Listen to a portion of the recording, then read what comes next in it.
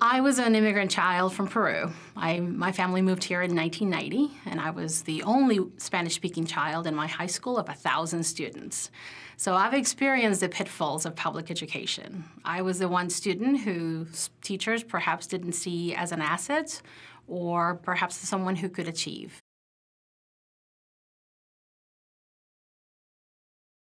My work is specifically to make sure that every classroom is staffed with an effective teacher and that every school has an effective leader who believes in the children they teach and who believe in the power of education.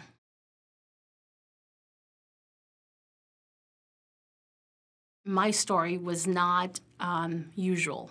That coming up from those communities and being able to go to college and earn a 4.0 and have a scholarship and be able to move up in the world was not something that every child had an opportunity to do. So that left a mark in my life, and I knew that I needed to do something.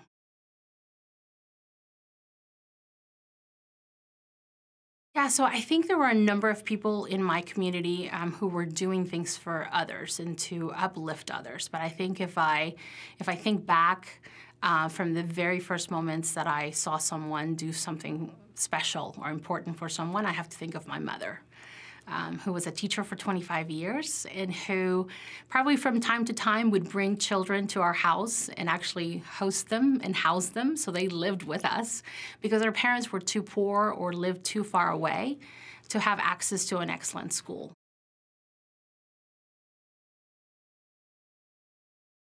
For me, equity means providing every student with access to the same opportunities to be successful.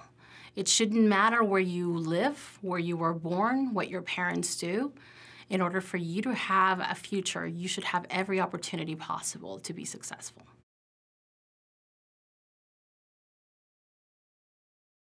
There's a saying of basically creating classrooms where joyful rigor is the order of the day, because you want students to not only love learning, but to also have high expectations to achieve.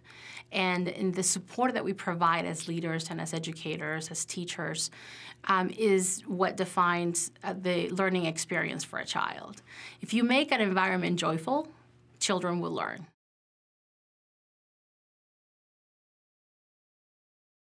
I'm deeply inspired by Deborah Gist, my superintendent and a member of Chiefs for Change. I think what I most admire about Deborah is the fact that every day she wakes up ready to do something great for kids. And for her, there's a sense of urgency that I have not seen in anyone. There is a passion for making sure that every child has an opportunity that is rare.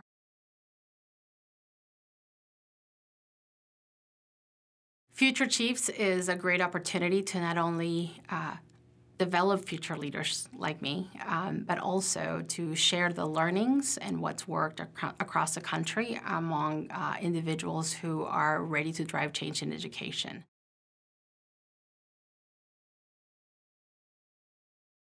One of the critical problems in public education is that the people who are affected by the issues in public education are not represented at the table. I think Future Chiefs is trying to address that by building a strong pipeline of leaders who look like the students we serve. The majority of children around the nation are actually minority children, and they need to see people of color leading the change that we want to see in public education.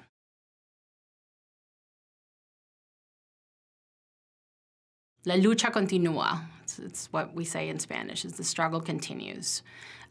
Until we have many minds, one mission around solving public education and access for all students to have a high-quality education, we will not solve the world's problems. Education is the great social equalizer. This is the way that students from all backgrounds and any backgrounds, from rural to urban, from small cities to large metropolitan communities, can all come together and be successful. It's if we take care of the most vulnerable populations, if we actually invest in public education, and if we have a deep belief of high expectations for all students.